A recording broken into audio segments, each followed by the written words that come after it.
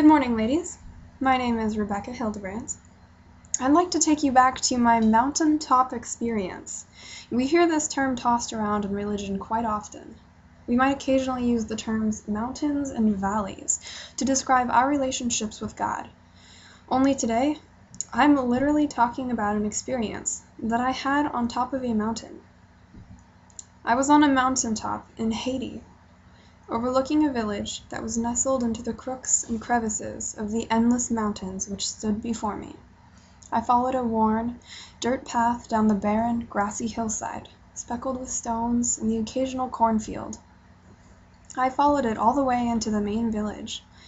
I passed houses made with sticks, women sorting beads in the hot Caribbean sun overhead, and children with distended stomachs, dressed in rags, asking for bread, money, or healing even. After several hours, I returned to my original spot on the top of the mountain where I first began that day's journey, and I waited for my group. On one side of me, I saw the lush, tropical jungles of the Dominican Republic.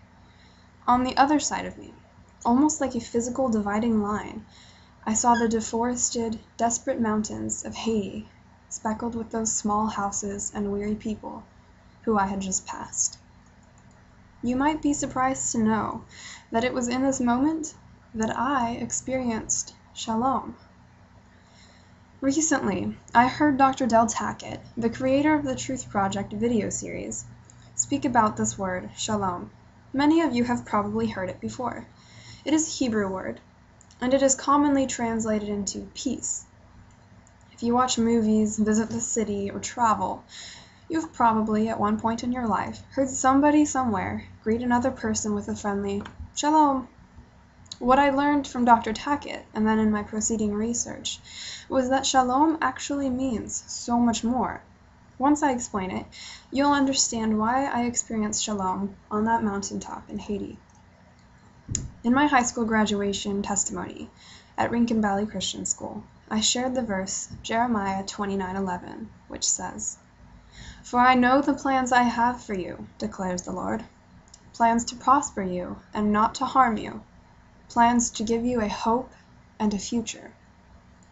The word for prosper in this verse is actually the Hebrew word shalom.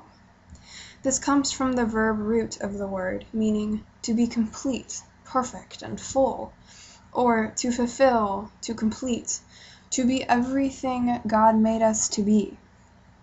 With this new knowledge, if I read this verse again to you, it would say, "For I know the plans I have for you, declares the Lord, plans to shalom you, to complete you, to make you into everything I made you to be, and not to harm you, plans to give you a hope and a future." There was a series of divine events that led up to me arriving on the top of that mountain.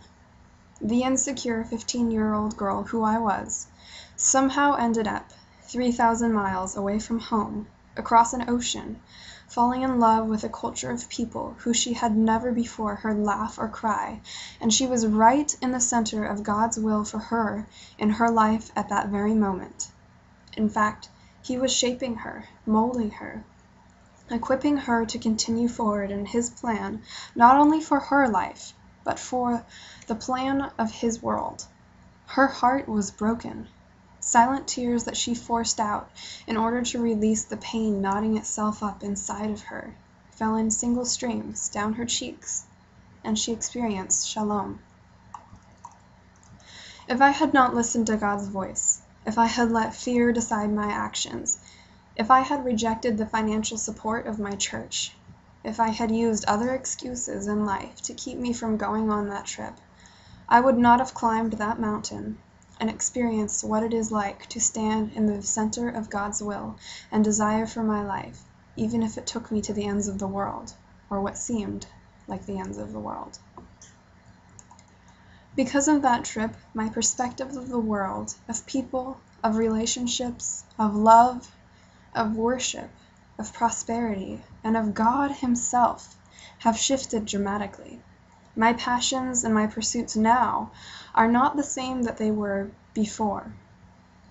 I'm not saying that everybody needs to go find a mountain in Haiti and let their hearts be broken, but I am saying that God has a purpose for your life, and when you complete that purpose, you will know it and you will have experienced shalom. We can shalom right here in our everyday lives. If you are a mother, you can shalom by doing your very best, using your energy, your good health, and your wisdom to invest into teaching, interacting with, and growing your children.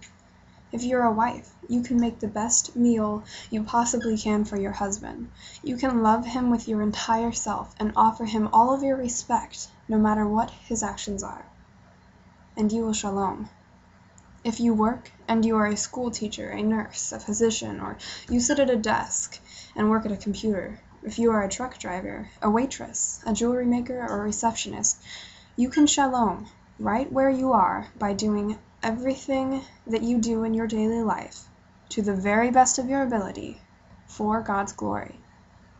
Let me explain. Almost since the world began, philosophers have wondered, what is the purpose of life? Of course, you all know that I, Rebecca Hildebrandt, am the greatest philosopher who ever walked the earth.